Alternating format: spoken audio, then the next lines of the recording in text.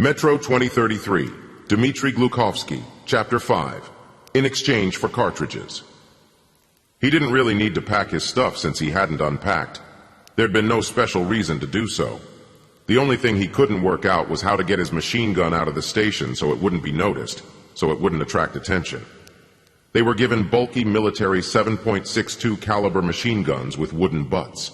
VDNKH always sent their caravans to the nearer stations with these bulky guns.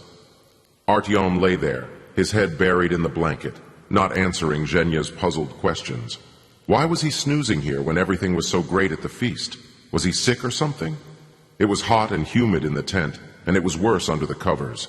Sleep was a long time coming, and when he finally went out, his dreams were unsettling and muddled, as though he was seeing them through clouded glass. He was running somewhere. He was talking to some faceless person, and then he was running again. Zhenya woke him up, shaking him by the shoulder, and told him in a whisper, "Listen, Artyom, there's some guy here for you. Are you having some trouble?" he asked carefully. "Why don't I get all the guys up and we'll—" "No, it's fine. He just needs to talk to me. Go to sleep, Jen. I'll be back in a sec," Artyom said quietly, pulling on his boots and waiting for Zhenya to go back to sleep. He was carefully dragging his rucksack out of the tent and gathering up his machine gun when suddenly Zhenya, having heard a metallic clattering, asked again, "Now what's happening? Are you sure that everything's okay?" Artyom had to get him off his back by making up a story that he wanted to show the guy a thing or two because they'd argued, but everything would be fine. "Liar," Zhenya said pointedly. "Okay, when should I be worried?"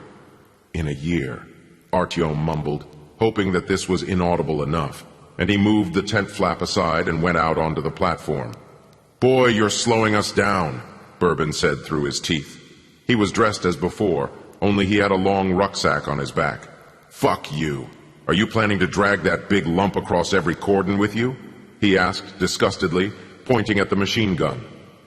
As far as Artyom could tell, Bourbon didn't have a weapon himself. The light at the station was fading. There was no one on the platform. Everyone had gone to sleep, exhausted from the feast. Artyom tried to walk faster, worried all the time that he would bump into someone from his group. But at the entrance to the tunnel, Bourbon trapped him and told him to slow his pace. The patrolmen in the passage noticed them and asked them from afar where they were planning to go in the middle of the night. But Bourbon addressed one of them by name and explained that they had some business to attend to. "Listen, carefully," he said to Artyom, and turning on his flashlight. "Now there'll be guards at the 100th and 200th meter lines. So you just keep quiet above all. I will figure it out with them. Shame that you have a Kalash that's as old as my grandma. You won't hide that thing. Where'd you dig up such a piece of crap?" Everything went smoothly at the 100th meter. There was a small fire dying out, and two people were sitting next to it, dressed in camouflage. One of them was snoozing, and the second one shook Bourbon's hand like a friend. "Business? I see," he said with a mischievous smile. Bourbon didn't say a word before the 250th meter. He just sullenly marched forward. He seemed sort of angry and unpleasant, and Artyom was starting to regret that he'd come with him. He stepped away from Bourbon and checked to see that his machine gun was in order, and he put his finger on the trigger. There was some delay at the last guard post. Bourbon either didn't know them well, or they knew him too well. The main guy took him off to the side, putting his rucksack by the fire, and asked him a lot of questions. Artyom, feeling pretty foolish, stayed by the fire and sparingly answered the questions of the duty officer. They were obviously bored and had nothing better to do. Artyom knew for himself that if the duty officer was chatty, then everything was fine at the post. If something strange had happened there recently, if something had crawled out of the depths, or someone had tried to break through from the south, or they'd heard a suspicious sound, then they would be crowding around the fire silently, saying nothing, tense, and they wouldn't take their eyes off the tunnel. It looked as though everything had been quiet, and that they could get at least to Prospect Mir without worrying. "You're not from around here, I guess. From Alexievskaya or what?" The duty officer was trying to elicit information from Artyom and looking at him right in the face. Artyom, remembering that Bourbon had ordered him to stay quiet and to talk to no one, muttered something that could have been interpreted in several ways, leaving the guy to his own interpretation. The duty officer, having given up on getting an answer from him, turned to his mate and started discussing a story told by some guy called Mikhail, who had been trading at Prospect Mere a few days ago and had had some trouble with the station's administration. Satisfied that they'd given up on him, Artyom sat at the fire and looked at the southern tunnel through the flames. It looked like the same wide and endless tunnel as they had in the northerly direction at VDNKH, where Artyom had, not so long ago, sat by a fire at the 450th meter. By the looks of it, it wasn't different at all. But there was something about it, a particular smell brought up by the tunnel vents. Or was it a particular mood, an aura that belonged only to this tunnel and gave it an individuality, made it dissimilar to all the rest? Artyom remembered his stepfather saying that there weren't two tunnels alike in the metro. Such supersensitivity had developed over many years of trips, and not many had it. His stepfather called it listening to the tunnel, and he had such a sense of hearing that he was proud of it, and often admitted to Artyom that he had survived many adventures thanks to this sense. Many others, despite their many travels in the metro, had no such thing. Some people developed inexplicable fear. Some heard sounds, voices, and slowly lost their minds, but everybody agreed on one thing. Even when there wasn't a soul in a tunnel, it was still not empty. Something invisible and almost intangible slowly and viscously dripped onto them, filling them with its being, almost like it was the heavy cold blood in the veins of a stone leviathan. And now the duty officer's conversation was fading into the background as he tried in vain to see something in the darkness that was swiftly thickening about 10 paces from the fire. Artyom started to understand what his stepfather meant when he would tell him about the feeling of the tunnel. Artyom knew that beyond that indistinct boundary, marked by the flames of the fire, where crimson light mixed with shivering shadows, there were more people, other people. But in that moment he couldn't quite believe it. It seemed that life stopped 10 paces beyond the firelight, and that there was nothing in front of them, only dead black emptiness that answered a shout with the deception of a dull echo. But if you sit for a while, if you plug your ears, if you don't look into the depths of the tunnel like you're looking for something, but instead you try to dissolve your gaze in the darkness, and to merge with the tunnel, to become a part of this leviathan, a cell in the organism, then through your fingers that are closing off the sounds of the external world, past your auditory organs, a thin melody will flow directly into your brain, an unearthly sound from the depths, indistinct and incomprehensible. It's nothing like that disturbing, urging noise spilling out of the broken pipe in the tunnel between Alexeyevskaya and Rizhskaya. No, it's something different, something clean and deep. It seemed to him that he could dip into the quiet river of this melody for short spells, and suddenly he would understand the essence of this phenomenon, not using reason, but using an intuition that was probably awakened by that noise from the broken pipe. The flowing sounds from that pipe seemed to him the same as ether, slowly extending along the tunnel, but they had been rotting inside the pipe, infected by something, seething nervously, and they broke out where tension in the pipe became too much. And the rotting matter pushed itself out into the world, taking its sorrow with it, imparting nausea and madness to all living beings. Suddenly it seemed to Artyom that he was standing on the threshold of an understanding of something important, as though the last hour he had spent wandering in the pitch-black darkness of the tunnels and in the twilight of his own consciousness had pulled the curtain of this great mystery slightly to the side, separating all rational beings from a knowledge of the true nature of this new world, which was gnawed into the earth's bowels by previous generations. But with this realization, Artyom also became scared, as if he had only had a peek through the keyhole of the door hoping to find out what was behind it, and seeing only an unbearable light punching through it and singeing the eyes. And if you opened the door, then the light would gush out irrepressibly and incinerate the audacious person who decided to open the forbidden door on the spot. However, this light is knowledge. The whirlwind of all these thoughts, feelings, and worries came whipping through Artyom too suddenly, and he wasn't at all ready for anything like it, and so he recoiled in fright. No, this was all just a fantasy. He hadn't heard anything and hadn't realized anything. It was just a game of his imagination. With mixed feelings of relief and disappointment, he observed how, for an instant, an amazing, indescribable vision was revealed to him. It instantly grew dim, melted, and the mind again was faced with its usual muddy haze. He was afraid of this knowledge and stepped back from it. and now the curtain was lowered again, and perhaps forever. The hurricane in his head died down as quickly as it had come, and he was left with a devastated and exhausted mind. Artyom was shaken and sat there trying to understand everything, where his fantasy ended and where reality began, wondering if any of these sensations might be real after all. Slowly, slowly, his soul was filled with bitterness at the fact that he had stood a step away from enlightenment, from the most real enlightenment. But he hadn't been resolute. He hadn't dared give himself to the flow of the tunnel's ether, and now he would be left to wander in the darkness for his whole life, because he was once too afraid of the light of authentic knowledge. But what is knowledge? He asked himself again and again, trying to give value to the thing that he had just refused in a hurried and cowardly manner. Sunk in his thoughts, he didn't notice that he had said these words aloud a few times. Knowledge, my friend, is light, and non-knowledge is darkness, one of the duty officers explained to him eagerly. Right? He merrily winked at his friends. Artyom was dumbstruck and stared at the guy and sat like that for a while until Bourbon returned and got him up and said goodbye to the officers, saying that he had been detained and that they were in a hurry. "Watch it," the commander of the post said to him threateningly. "I'm letting you leave here with a weapon."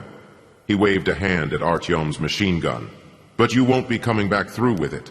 I have clear instructions on that. I told you, you blockhead." Bourbon hissed to Artyom in irritation after they'd hastily walked away from the fire.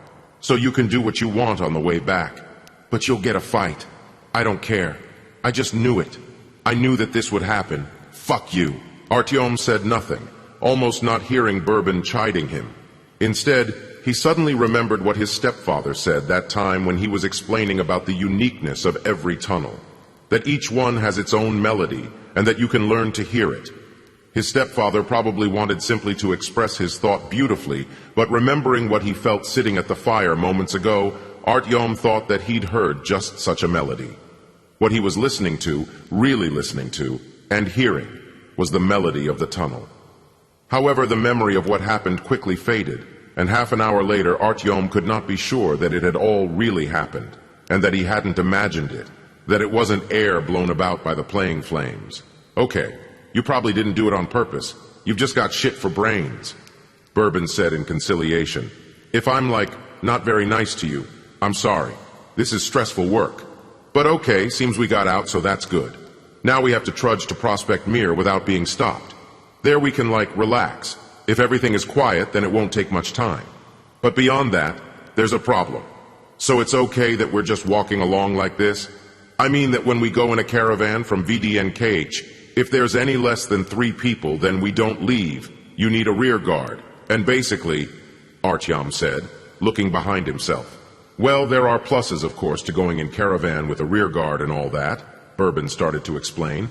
"But listen here, there's a concrete minus to that too. I used to be afraid.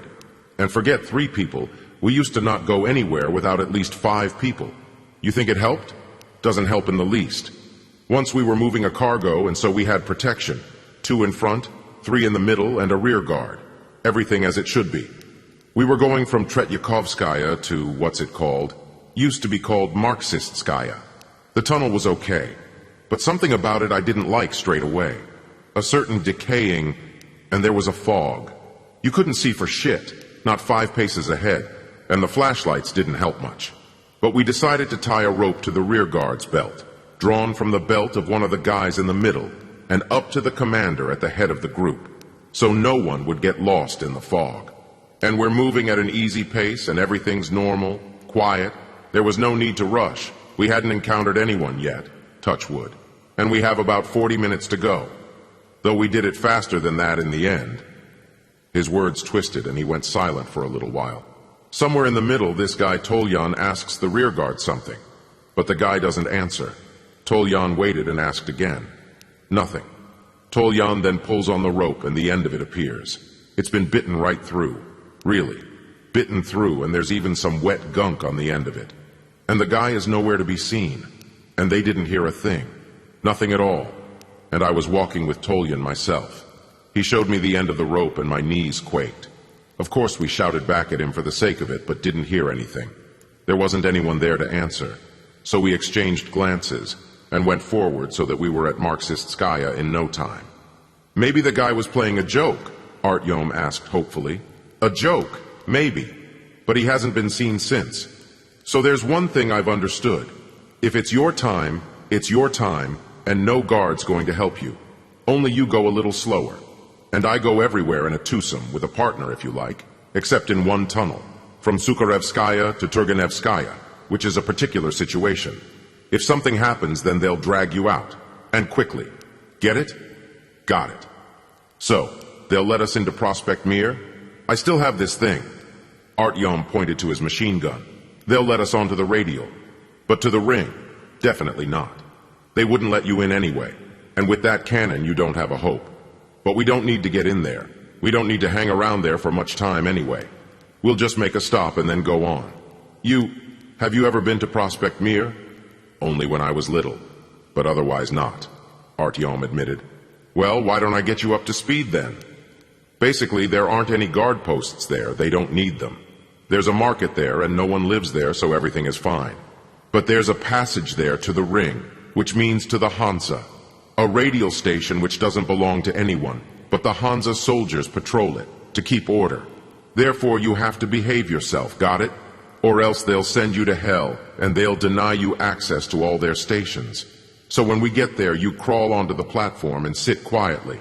And that samovar of yours, he nodded at Artyom's machine gun, don't go waving it around. I have to sort something out with someone, so you'll have to sit and wait.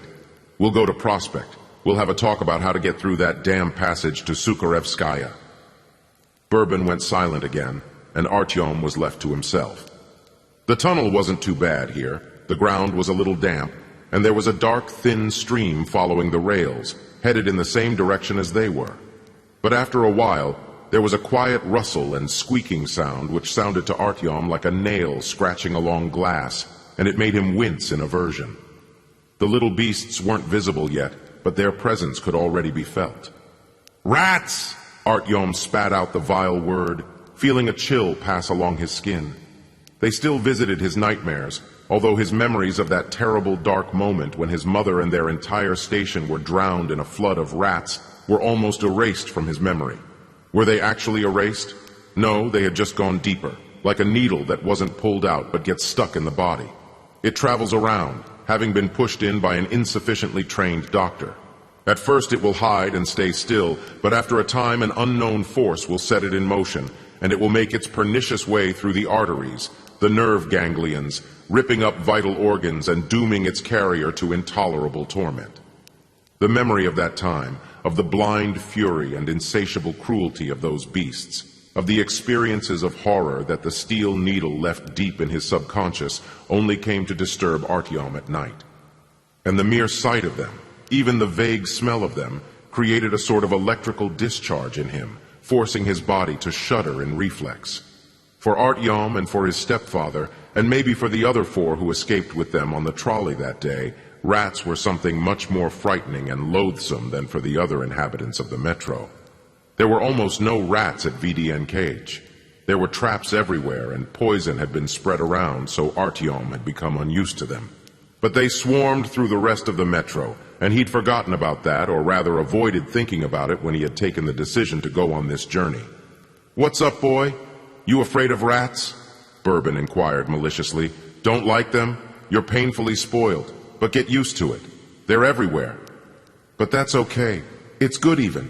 You won't go hungry," he added, and winked while Artyom was starting to feel nauseous. "But really," Bourbon continued seriously, "you're better to be afraid where there's no rats. If there's no rats, then there's been some bad trouble. And if there's no people either, then you want to be afraid. But if the rats are running, then everything's normal, business as usual. Get it? There are people, and Artyom definitely didn't want to share his suffering with this guy, so he nodded and didn't say anything. There weren't that many rats, and they ran away from the light of the flashlight, and you hardly noticed them. But all the same, one of them managed to get underfoot, and Artyom stepped on something soft and slippery, only to hear a shrill squeal. Artyom lost his balance and almost fell face down with all his equipment. "Don't be afraid, boy, don't be afraid," Bourbon cheered him up. "It gets worse. There's a couple of passages in this shithole teeming with them, and you have to walk on the rails, and you're walking and crunching them underfoot." And he snorted meanly for effect. Artyom frowned. He was silent, but he was squeezing his fists. He would have punched Bourbon right in his grinning face with pleasure. Suddenly, an indecipherable din came from far off, and Artyom immediately forgot the insult and clasped the handle of his automatic weapon and looked at Bourbon questioningly. "Don't worry, everything's fine. We're coming up to Prospect," Bourbon reassured him and patted him patronizingly on the shoulder. Even though he'd warned Artyom that there were no guard posts at Prospect Mir, this was all very unusual for Artyom. To just go straight into another station without first seeing the weak light of a fire designating the border, without any obstacles along the way. When they got to the tunnel's exit, the din got louder, and a glow of light became noticeable. Finally, there were some cast iron stairs to the left, and a little bridge which took you up to the level of the platform. Bourbon's boots rattled up the iron steps, and after a few steps the tunnel turned to the left and opened up, and they were in the station. There was a bright white beam of light in their faces. Invisible from the tunnel, there was a little table on the side at which sat a man in a strange and unfamiliar old-fashioned gray uniform, wearing a peak cap. "Welcome," he greeted them, averting the flashlight. "Trading or transit?" While Bourbon stated the purpose of their visit, Artyom peered at the Prospect Mir metro station before him. On the platform, along the pathways, twilight reigned, but there were arches lighted from the inside with a soft yellow light, from which Artyom unexpectedly felt a squeeze in his chest. He wanted to be done with all the formalities, and to look at what was going on in the station, there, where the arches were, from which this light was coming, so familiar and comforting that it almost hurt. And though it seemed to Artyom that he hadn't seen anything like it before, the sight of this light brought him back to the distant past, and suddenly a strange image appeared to him. A small home flooded with warm yellow light. A woman is half reclined on a wide ottoman, and she is reading a book, but you can't see her face amidst the pastel wallpaper and the dark blue square of the window. The vision flashed in front of his mind, but melted a second later, leaving him puzzled and excited. What had he just seen? Could it be that the weak light coming from the station could project an old slide of his childhood that had been lost in his subconscious onto an invisible screen? Could that young woman who was peacefully reading a book on the spacious and comfortable ottoman be his mother? Artyom impatiently thrust his passport at the customs officer after agreeing, despite Bourbon's objections, to put his machine gun in their storage room for the duration of his visit. Then Artyom hurried along, attracted to the light behind the columns like a moth, towards the light and the din of a bazaar. Prospect Mir was different from VDNKH, from Alexeyevskaya, from Rizhskaya. The prosperity of the Hansa meant that they had better illumination than the emergency lights that gave light to the stations that Artyom had known during his conscious life. No, these weren't the same lamps that lighted the metro in the old days.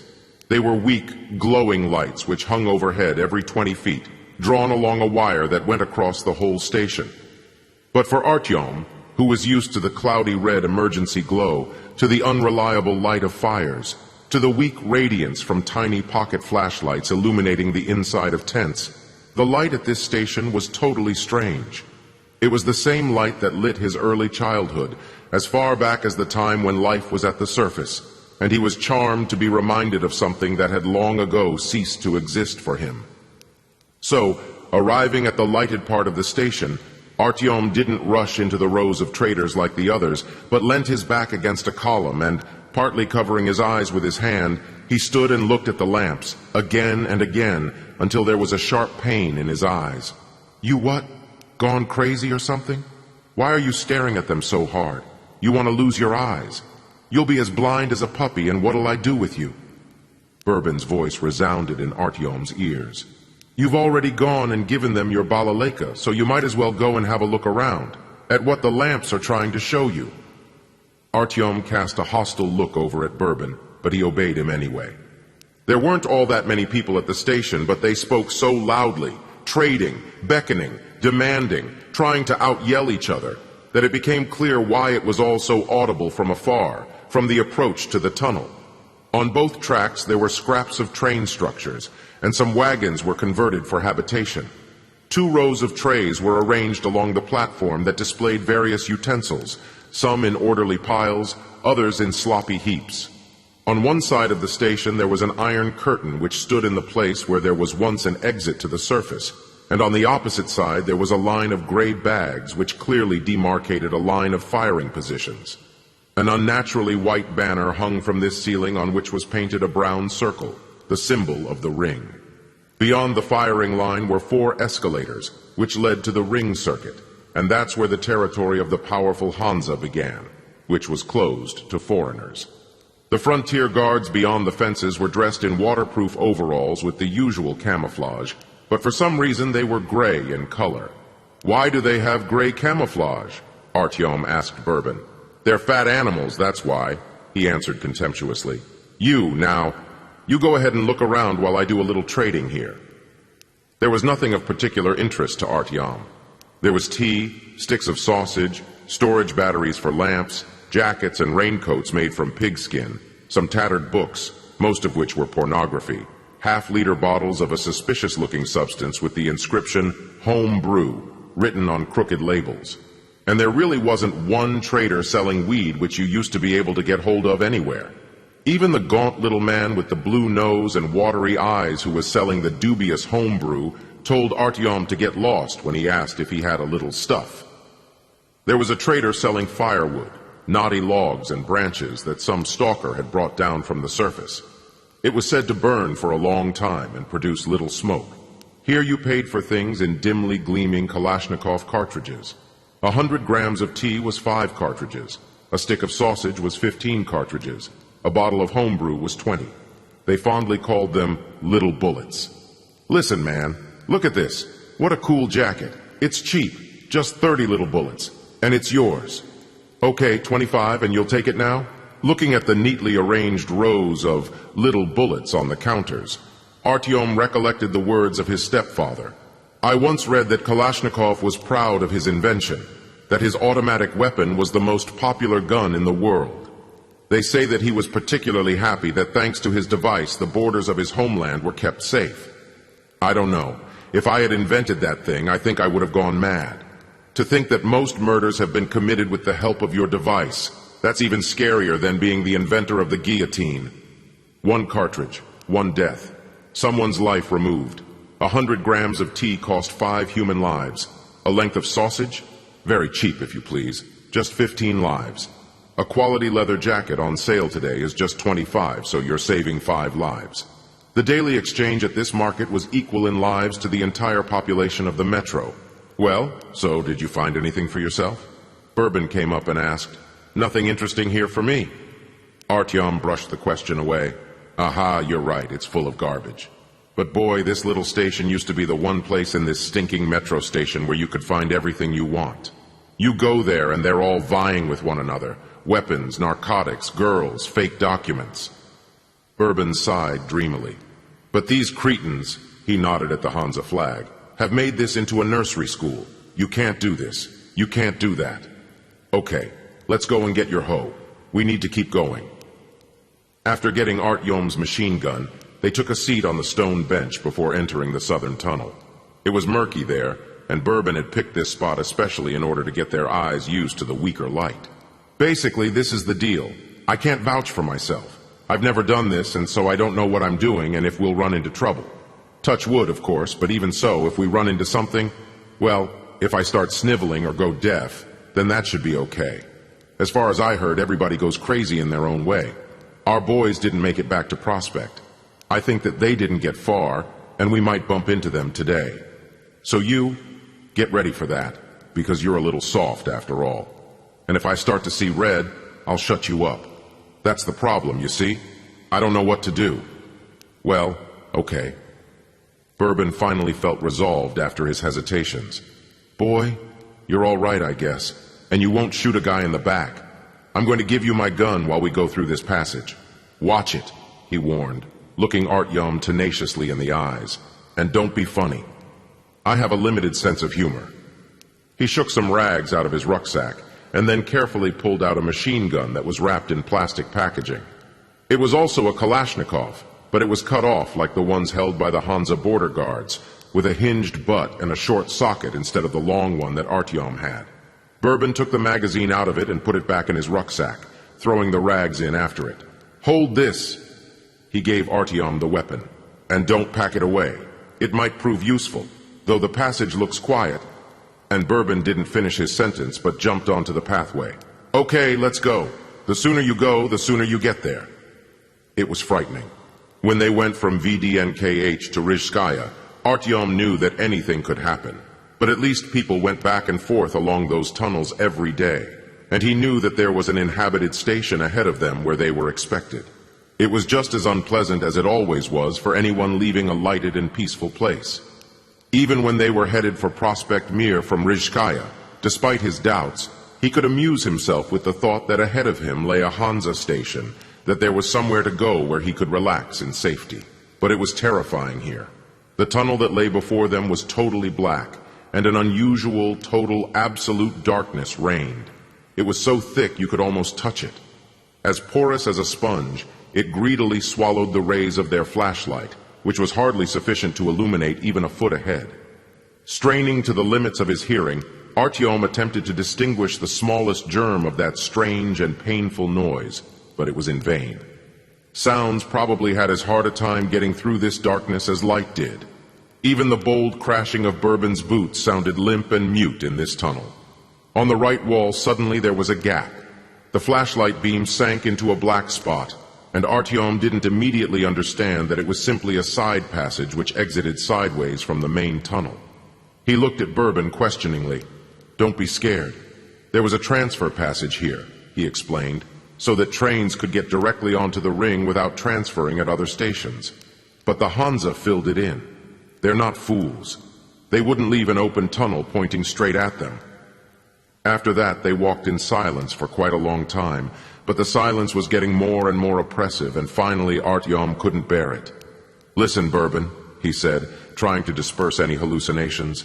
"Is it true that some morons attacked a caravan here not long ago?" Bourbon didn't answer at once, and Artyom thought that perhaps he hadn't heard the question and was about to repeat it when Bourbon responded. "I heard something like that. But I wasn't here then, so I can't tell you for sure." His words made a dull sound, and Artyom barely caught their sense, and had a hard time separating the words he heard from his own grinding thoughts about the fact that everything was so hard to hear in this tunnel. What? No one saw it? There are stations at either end. How could that be? Where could they have gone? He continued, and not because he was especially interested in the answer, but simply in order to hear his own voice.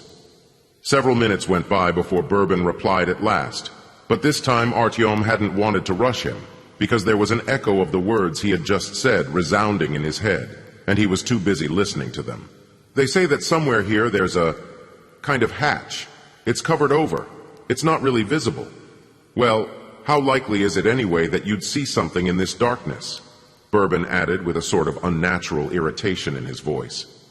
It took some time for Artyom to remember what they were talking about, and he agonizingly tried to catch hold of the sense of it all, and to pose another question simply because he wanted to continue the conversation. Even if it was clumsy and difficult, it was saving them from the silence. "And is it always so dark in here?" Artyom asked, feeling a bit spooked that his words made such little sound, as though there was something covering his ears. "Dark? Yes, always. Everywhere is dark. It comes in, the great darkness, and it shrouds the world, and it will dominate eternally." Bourbon responded, making strange pauses. "What's that? A book or something?" Artyom said, noticing that he had to make increasing efforts to catch the sound of his own words, and also paying attention to the fact that Bourbon's language had altered in a frightening way. But Artyom didn't have enough strength to be surprised by this. "A book, be afraid of truths, concealed in ancient volumes where words are embossed in gold on paper, slate black. They don't decay," Bourbon said ponderously, and Artyom was struck by the thought that the man wasn't turning to speak to him as he had before. "Beautiful," Artyom almost yelled. "Where does it come from? And beauty will be overthrown and crushed, and the prophets will choke, endeavoring to pronounce their premonitions. For a day, the future will be blacker than their most ominous. Fears and what they see will poison their reason." Bourbon continued quietly. Suddenly he stopped and he turned his head to the left so sharply that Artyom could hear how his vertebrae cracked, and then he looked Artyom straight in the eye. Artyom started and stepped backwards, groping for his machine gun just in case. Bourbon looked at it with wide-open eyes, but his pupils were contracted into two tiny dots, even though in the pitch-black darkness of the tunnel they should have been thrown open to their limits in an attempt to capture as much light as possible. His face seemed unnaturally peaceful. Not one muscle was tense, and there was even a contemptuous smile which had just disappeared from his lips. "I've died," Bourbon said. "There is no more me." And as straight as a cross-tie, he fell face down. And then that same terrible sound rushed into Artyom's ears, but this time it did not expand and amplify gradually as it had the last time. No, it burst suddenly at full volume, deafening him and knocking him from his feet. The sound was more powerful here than it had been when he met it before, and Artyom, laid out on the ground, couldn't muster the will to stand for some time. But once he had covered his ears like before, and yelling as loudly as he could, he rushed and got up from the ground. Then he picked up the flashlight that had fallen from Bourbon's hands. He started feverishly to scan the walls, trying to find the source of the noise, the broken pipe. But the pipes were absolutely intact here, and the sound was coming from somewhere above. Bourbon was lying there, immobile, still face down, and when Artyom turned him over, he saw that Bourbon's eyes were still open. Artyom tried hard to remember what to do in situations like this, and he put his hand on the man's wrist to look for a pulse. Even if it was as weak as a thread or inconsistent, he wanted to feel it. But it was useless.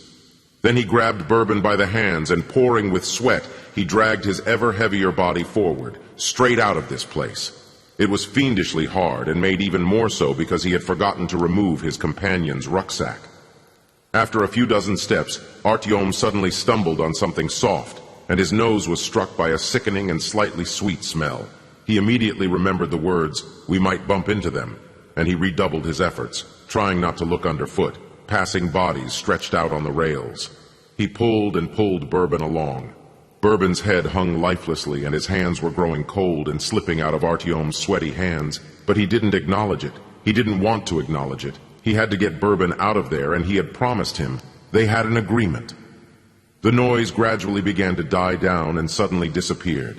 Again there was a deathly silence, and, feeling an enormous relief, Artyom allowed himself to finally sit down on the rails and catch his breath. Bourbon was lying motionless next to him, and Artyom was looking with despair at his pale face as he breathed heavily. After about 5 minutes he made himself get up onto his feet, and taking Bourbon by the wrists, he moved forward, stumbling. His head was absolutely empty apart from the vicious determination to drag this person to the next station. Then his legs buckled, and he tumbled onto the cross ties, but after lying there for a few minutes, he crawled forward and grabbed Bourbon by the collar. "I'll get there. I'll get there. I'll get there. I'll get there. I'll get there. I'll get there. I'll get there. We'll get there," he assured himself, although he barely believed it. Having lost his strength entirely, he pulled his machine gun down from his shoulder and switched the safety lock to single shots, and he directed the barrel to the south, let out a shot, and called out, "People!" But the last sound that he heard was not a human voice, but the rustle of rat paws. He didn't know how long he had lay there like that, gripping Bourbon by the collar, squeezing the handle of his machine gun, when his eyes perceived a ray of light. An unfamiliar old man with a flashlight in one hand and a strange gun in the other was standing above him. "My young friend," he was saying in a pleasant and sonorous voice, "you can forget about your friend. He's as dead as Ramses II. Do you want to stay here and reunite with him in the heavens as soon as possible, or can he wait for you for a little while?" "Help me to take him to the station," Artyom asked the man in a weak voice, covering his eyes from the light. "I'm afraid that it's necessary for us to reject that idea," the man said bitterly. "I am resolutely against turning the metro station of Sukharevskaya into a tomb. It's not even that comfortable as it is. And then, if we take this lifeless body there, then it's unlikely that anyone in the station will undertake to put him on his final path in a respectable way. What difference does it make whether the body decomposes here or at the station if its immortal soul has already returned to his creator? Or to be reincarnated, depending on your religious views, although all religions are mistaken to differing degrees," I promised him. Artyom sighed. "We had an agreement." "My friend," the unfamiliar man said, frowning, "I'm starting to lose my patience. My rules don't tell me to help the dead when there are enough living people that need help. I am returning to Sukharevskaya.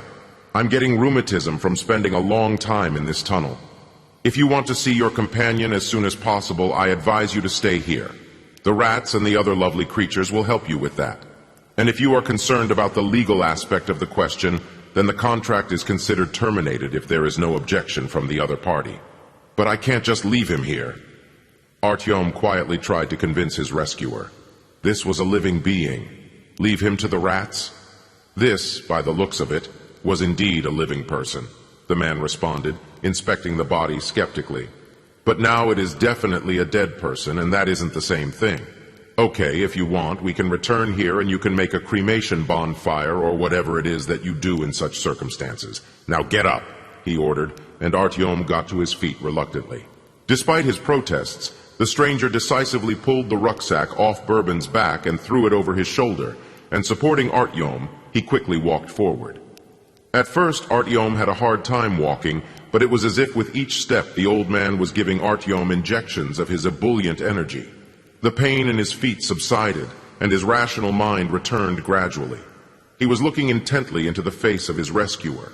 By the looks of him, the man was over 50, but he looked surprisingly fresh and robust. His arms, which were supporting Artyom, were firm and didn't once tremble with fatigue the whole way back. His short hair was turning gray, and his little sculpted beard surprised Artyom. The man looked too well groomed for the metro, especially given the godforsaken place where it seemed this man lived. "What happened with you, friend?" the unfamiliar man asked Artyom. "It doesn't look like an attack, but more like he was poisoned. And I really want to hope that it's not what I think it is," he added, not going into what exactly it was that he feared. "No, he died by himself," Artyom said, not having the strength to explain the circumstances of Bourbon's death, which he himself was only just starting to get his head around. "It's a long story. I'll tell you later." The tunnel suddenly widened, and they appeared to have arrived at the station. Something seemed strange to Artyom here, something unusual, and a few seconds later he understood what it was. "It's what? Dark here?" he asked his companion in dismay. "There's no authorities here," the man replied. "So there's no one to provide light for the people. That's why whoever needs light has to get it himself. Some can, some can. But don't be afraid. Luckily, I'm acquainted with the top ranks." And he quickly climbed onto the platform and held out a hand to Artyom. They turned into the first archway and went into a hall. There was only one long passage, a colonnade with arches on both sides, and the usual iron walls, the stalled escalators.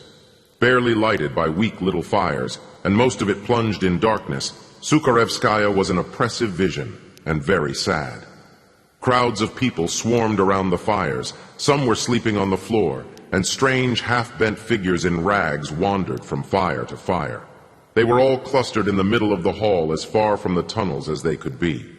The bonfire to which the stranger led Artyom was noticeably brighter than the rest of them, and it was located in the center of the platform. "One day this station will burn to the ground," Artyom thought aloud, looking despondently at the hall. "In 420 days, his companion said calmly. "So it's best you leave before then. In any case, that's what I plan to do." "How do you know?" Artyom asked and froze, remembering in a flash all that he had heard about magicians and psychics and scrutinizing the face of his companion, looking for the markings of unearthly knowledge. "The mother heart python is unsettled," he answered, smiling. "Okay, that's all. You must have a sleep, and then we'll introduce ourselves and have a talk." With these last words, Artyom suddenly was overcome by monstrous fatigue, which had accumulated in the tunnel before Rizhskaya, in his nightmares, in the recent tests of his will. Artyom had no more strength to resist, and he got down onto a piece of tarpaulin that was spread near the fire and put his rucksack under his head and fell into a long, deep, and dreamless sleep.